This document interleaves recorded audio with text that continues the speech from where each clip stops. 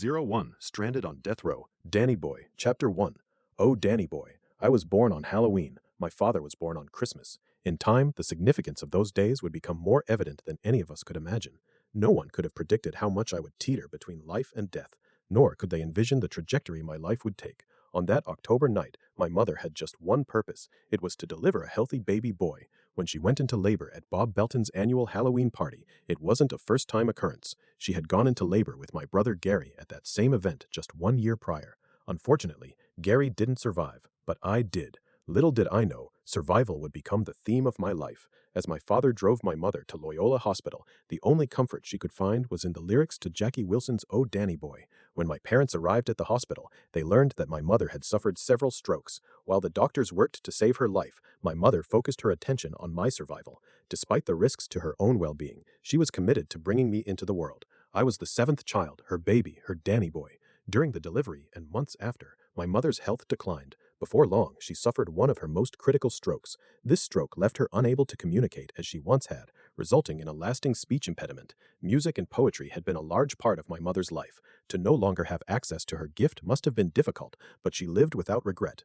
Despite her limitations, she was happy to have given birth to me. I was her primary focus. Perhaps she knew that one day I would touch many lives. Though the normal ear could not understand my mother, I could. Unless she was cursing someone out, there was no way to decipher her utterances. This new mother tongue was something only I could interpret. My other siblings had known her before, when she could speak clearly, but I only knew this voice, the one that limited her connection with the outside world. In a way, I guess it was a blessing. When I was old enough, I became her translator. In most families, children mimic the sounds of their parents, but even with her speech impediment, my mother taught me to speak correctly. She was even my first singing coach. She taught me the notes and how to hold them. In this way, she was able to pass her gift on to me. Speaking for my mother was not an easy task, but I did it. I would speak for her at the public aid office, the social security office. I even had to do it at my school. But that was the hardest of them all. The kids in elementary school were so cruel. They would sometimes tease me about the way she spoke.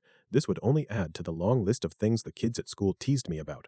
I was more into music than anything else. That fact didn't sit well with the playground bullies and some of the people I grew up with. In those days, if you were a boy and you didn't like sports, they would say you were girly. What made the situation worse was that my name was Danny Boy.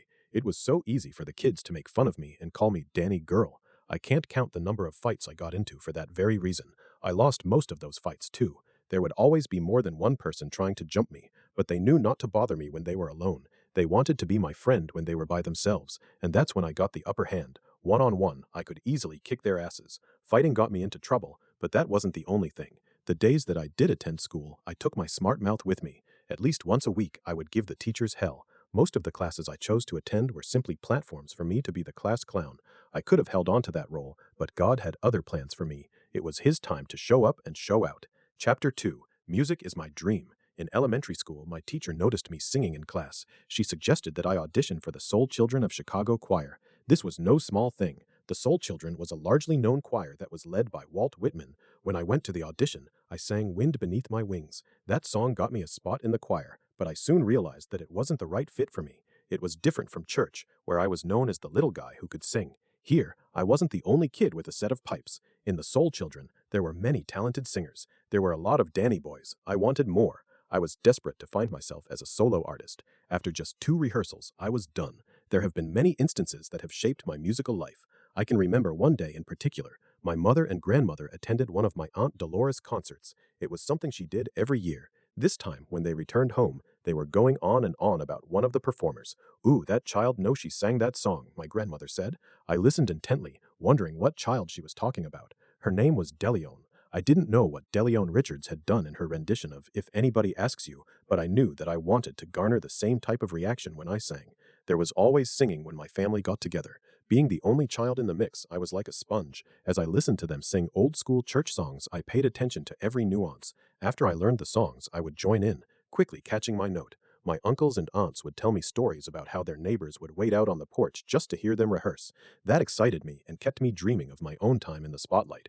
Soon, I started singing at our church more often. Most Sundays, I'd be at Greater Jerusalem Baptist Church, singing my face off. It was most certainly to the delight of my mother. It was like she was experiencing her gift through me, molding me into the singer that she knew I would be. She was constantly teaching me new songs to help me further develop my voice. She would be pointing to the floor for me to bring my note down, or pointing to the ceiling for me to bring my note higher. She would smile as she coached me and cry whenever I sang. It was quite an experience. She gave me her all, and I gave her my best. While my mother coached, my grandmother quickly took on the role of booking agent. She put me on all of the programs at our church, and she got me on programs at churches all over the west side of Chicago. It was a familiar role for her. Her kids were singers. My grandmother did the exact thing for me that people later in my life would get paid the big bucks to do.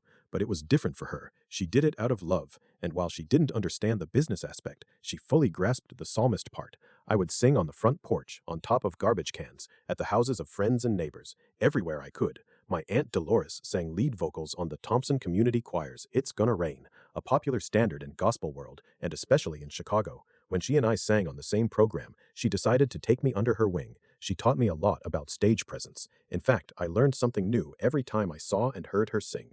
Because of Aunt Dolores, I was not afraid to sing in front of large crowds. I watched her sing all over the city. Sometimes she would get me on the program with her, and as I matured, she began to let me take on the bookings she couldn't make. My Aunt Joanne booked even more venues for me. In addition to booking, she became my first unofficial stage manager. She would say to me, "Don't sing too much, make them want more," and I would watch her as I sang. She would give me a look that let me know that I had given enough. It was great to have that level of support at such a young age, and it was a blessing to be part of a musical family. They always knew of some church or event I could sing for. That level of encouragement and support contributed greatly to my success. By the time I was a teenager, I had performed at over 200 events. Whether it was a funeral, a wedding, church, or park districts, you name it, I probably performed there. When I was 13, my mother had a heart attack. Following this heart attack, she had her first open heart surgery, which gave me even more responsibility. I remember those days like yesterday. The doctor had taken a vein from her leg to run through her heart valve, which left her 2 incisions, one under her breast and another on her leg. I was responsible for cleaning the incisions and changing the gauze. It was painful for her. She would cry all night long, and she would call out, "Jesus, help me," and "Oh Lord, oh Lord, oh Lord."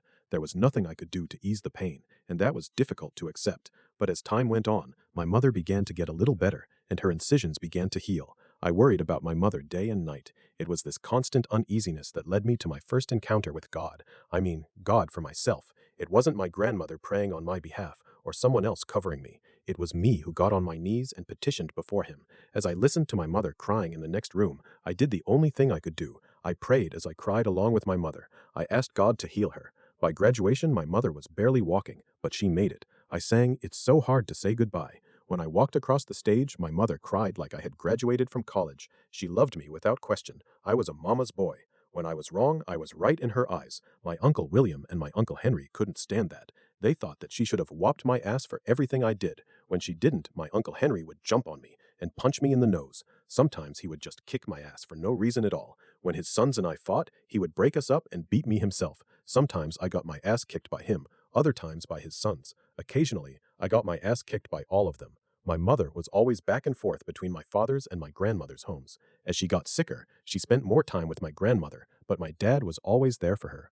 After getting my ass kicked one time too many, I got sick of that shit and decided that I would move in with my father for a while. He was renting a room from a woman named Mrs. Williams. She was a friend of my father's, and she had known me since I was a little boy. She was nice and treated me like I was her own, so I started calling her Grandma.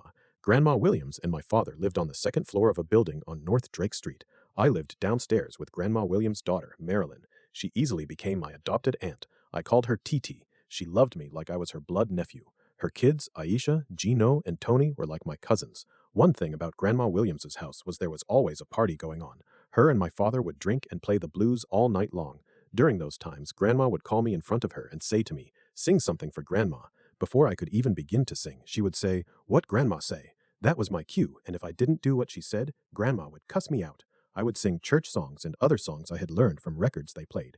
I loved singing so much that I used to have concerts on the front porch so all of my neighbors could hear me sing. If they weren't at home, I would find cans, line them up, and sing to them. My taste in music was quickly expanding. In this new environment, I had become a fan of what people in the church called secular music, but this didn't stop my mother and grandmother from encouraging me to sing the music I loved. There were other perks to living with my father. I was able to hang out more with my older cousin, Boo, who was also known as Wild Style of the hip-hop recording artists Crucial Conflict. He was also an adopted nephew of the Williams family. Wild's family lived on the block behind us. He was the driving force behind Crucial Conflict. At that time, Crucial Conflict consisted of Wild Style, Kilo, Tony, and Gino.